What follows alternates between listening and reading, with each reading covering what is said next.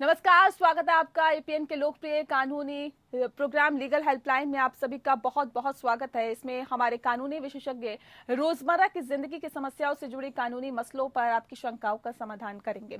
आप फोन करके कानूनी राय ले सकते हैं। आज हम आपको एफआईआर से जुड़ी जानकारी देंगे। थाने में लिखित रूप में किसी भी अपराध की दी जाने वाली जानकारी या फिर सूचना को एफआईआर कहा जाता है। ऐसे में अपराध के संज्ञेय होने की ही एफआईआर लिखी जाती है। अगर किसी अपराध की शिकायत फोन पर की गई है तो शिकायतकर्ता को बाद में थाने में जाकर एफआईआर का पंजीकरण कराना चाहिए। प्रभारी के थाने में नहीं होने पर थाने के सबसे वरिष्ठ अधिकारी से ही शिकायत की जा सकती है। और ऐसे में अगर थाना प्रभारी ही एफआईआर लिखने से मना कर दे तो पुलिस के वरिष्ठ अधिकारी से शिकायत करें। किसी भी अपराध की रिपोर्ट पुलिस को दर्ज करवाने के लिए जैसे ही आप थाने में जाते हैं तो आपको अपने साथ घटे अपराध की जानकारी देने को कहा जाता है। इसमें अपराध का समय, स्थान, मौके की स्थिति इत्यादि की जानकारी पूछी जाती है। ये सारी जानकारी डेली डायरी में लिखी जाती है, जिसे रोजाना मचा भी कहा जा सकता है। आपको बता दें कि बहुत से अनजान लोग इसे एफआईआर समझ लेते हैं और अपनी तरफ से संतुष्ट हो जाते हैं। इसीलिए जब भी अपराध की रिपोर्ट दर्ज करवाएं, एफआईआर लिखवाएं और इसकी कॉपी भी लें। यह आपका अधिकार ही है। और ऐसे में एफआईआर दर्ज करने में लापरवाही और देरी के लिए भी आप जिम्मेदार अधिकारी की शिकायत कर सकते हैं। एफआईआर की पहचान के लिए इस पर एफआईआर नंबर भी दर्ज होते हैं, जिससे आगे इस नंबर से मामले में प्रक्रिया भी चलाई जा सके। अहम बात यह है कि एफआईआर पंजीकृत करने के लिए किसी भी प्रकार की फीस नहीं लगती। यदि पुलिस अधिकारी इसकी मांग करता है तो तुरंत इसकी शिकायत बड़े पुलिस अधिकारी को करें। ये तो थी बुनियादी जानकारी। आज हमारे कानूनी विशेषज्ञ हैं अधिवक्ता चारू सिंघल जी, जो आपको एफआईआर से जुड़े कानूनी पहलुओं के बारे में विस्तार से जानकारी देंगे। आपका भी अगर एफआईआर से जुड़ा हुआ कोई भी सवाल है तो आप फोन कर सकते हैं और राय ले सकते हैं। हमारी फोन लाइंस खुल चुकी है। नंबर आपको एक बार बता देते हैं, 7065013841। दूसरा नंबर हमारा है 8377009636 और विषय हमारा है एफआईआर से जुड़ी हुई जानकारी। अगर आप लेना चाहते हैं तो आप हमें कॉल कर सकते हैं और सवाल पूछ सकते हैं।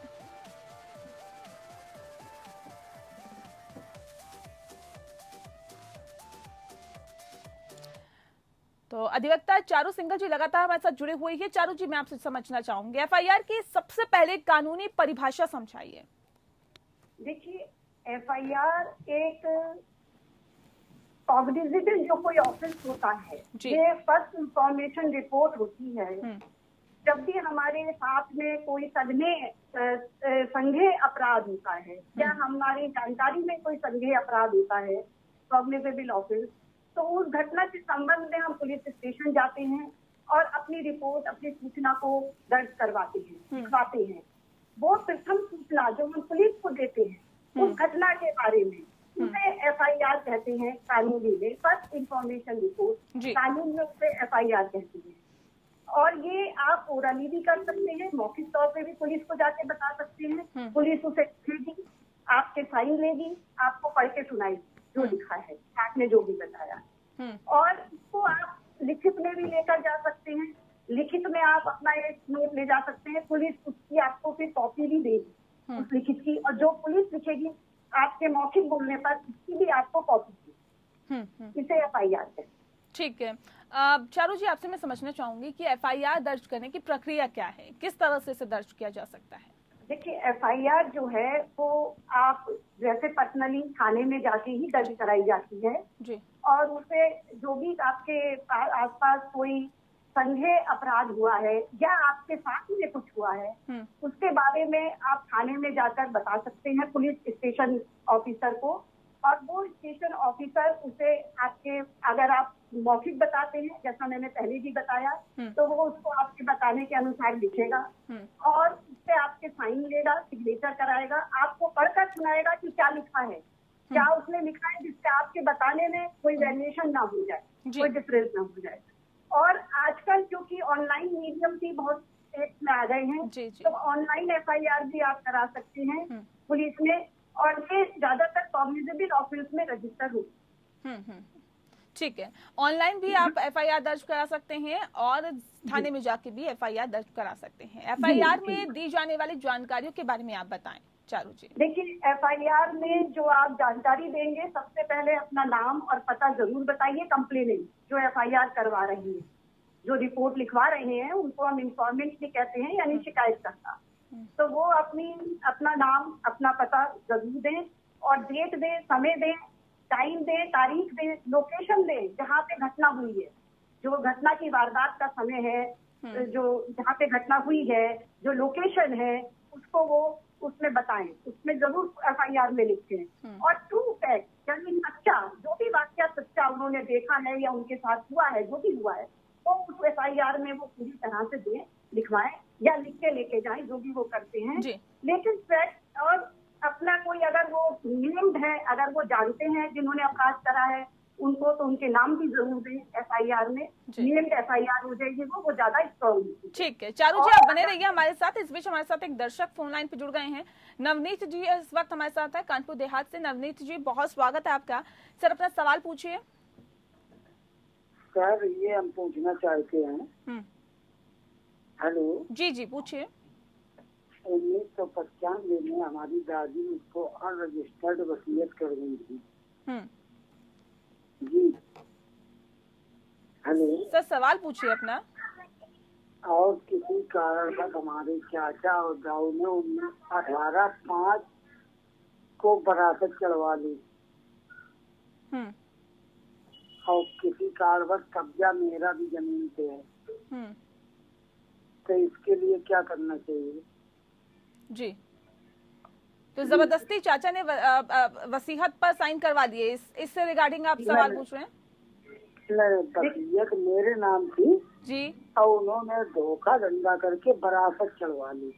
ठीक है ठीक है, चारू जी इसका जवाब दे दीजिए कि वसीयत इनके नाम थी लेकिन चाचा ने धोखाधड़ी की है उसमें, तो ये क्या कुछ करें?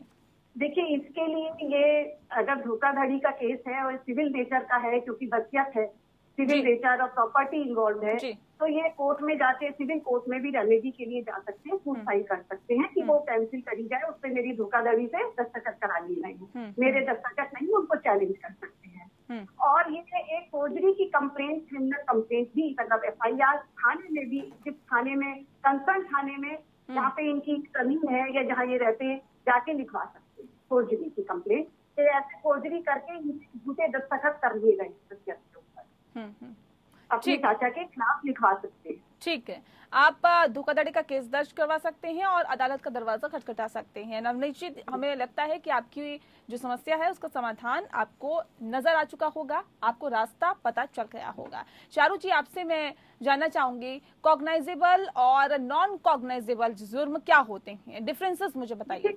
कॉग्निजेबल ऑफेंसेस जो होते हैं वो ज्यादा सीरियस, ज्यादा हीनियस नेचर के होते हैं। ऑफेंसेस टुवर्ड्स सोसाइटी होते हैं, जो समाज को एकदम मिलाते रखते हैं, पूरे समाज को। और वो उनसे पुलिस जो है वो विदाउट वारंट अरेस्ट कर सकती है, उसे वारंट लेने की कोई जरूरत नहीं होती, जैसे rape, robbery, like murder, like this. और जो नॉन कॉग्निजेबल ऑफेंस होते हैं वो बहुत ज्यादा सीरियस नेचर के नहीं होते हैं, और उसमें पुलिस।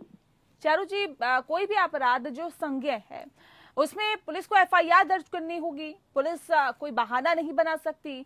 अगर इन केस कोई बहाना बनाया जाता है पुलिस की तरफ से या FIR दर्ज नहीं करती है, उस कंडीशन में किस तरह से कानूनी माध्यम इस रास्ते को अपनाया जा सकता है?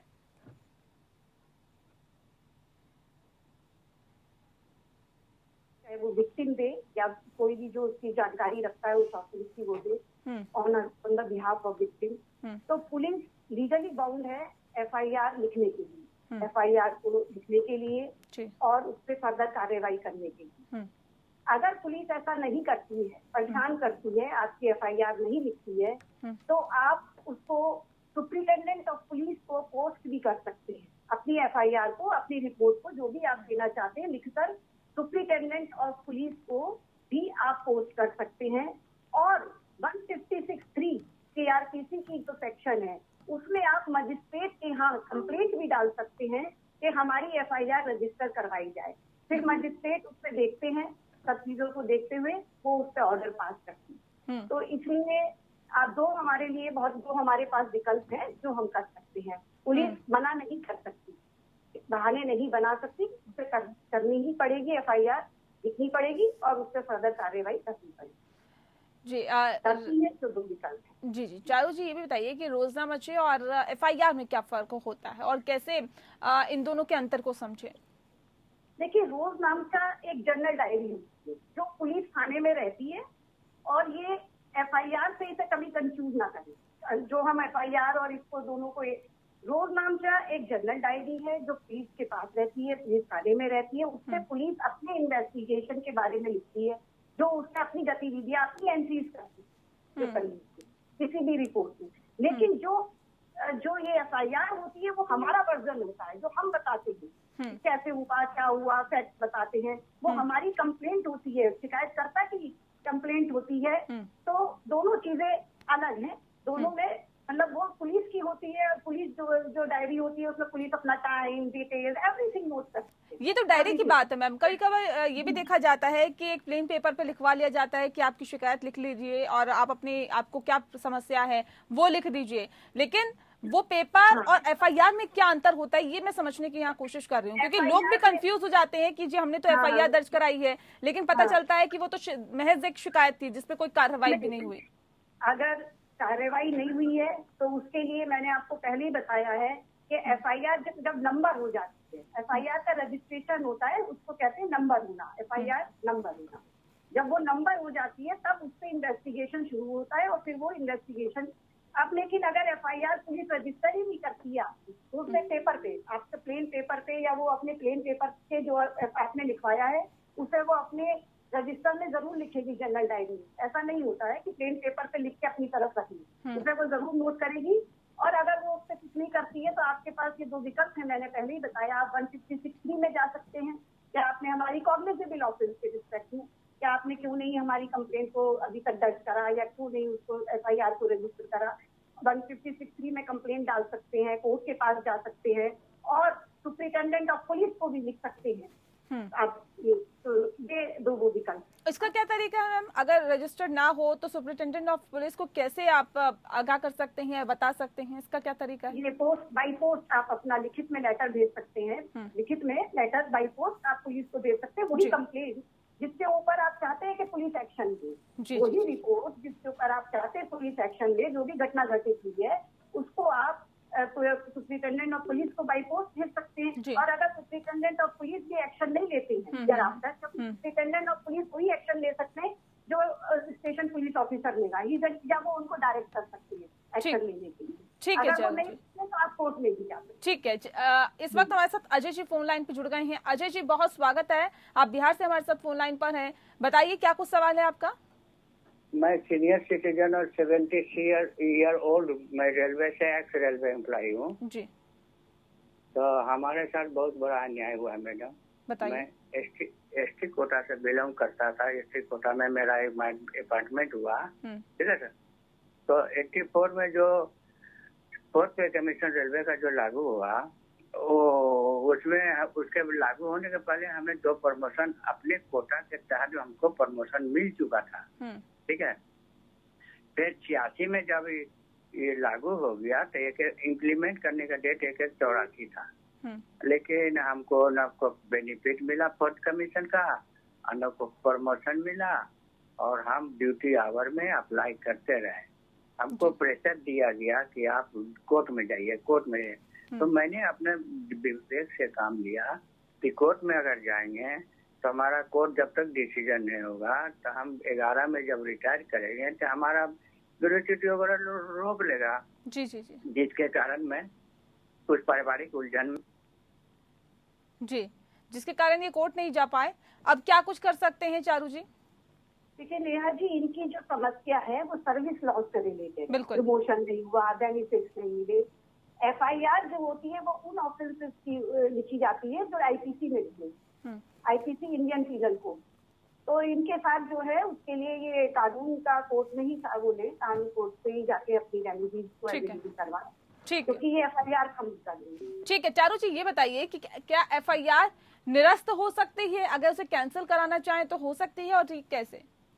देखिए ऐसा कैंसिलेशन का कोई वर्ड एफआईआर के लिए नहीं है, कोई भी हमारी आरपीसी में नहीं दिया हुआ है। हाँ, एफआईआर क्वैश हो जाती है। क्वैश अगर कोई गलत एफआईआर आपके लिए लिखवा देता है, ड्यूटी लिखवा देता है, या उसमें जो भी आपके खिलाफ आरोप लिखवाए हैं वो साबित प्राइमा फेसी नहीं हो रहे, मतलब ऊपर नहीं हो रहे हैं, कोई एविडेंस नहीं है, कुछ नहीं है, तो उसके लिए आप क्वैशिंग के लिए जा सकते हैं। क्वैशिंग हाई कोर्ट में होती है अंडर सेक्शन 482 सीआरपी, जो इनहेरेंट पावर है, उसमें हाई कोर्ट को इनहेरेंट पावर है, वो अगर देखती है, हालांकि ये बड़ी स्पेरिंगली हाई कोर्ट अडॉप्ट करती है इन पावर्स को, लेकिन अगर वो देखती है अन्याय हो रहा है, just to meet the justice, वो क्वैश भी करती है। अगर अन्याय हो रहा है, गलत एफआईआर लिख गई है, हैरेसमेंट हो रहा है, तो क्वैश भी कर सकती है उस एफआईआर।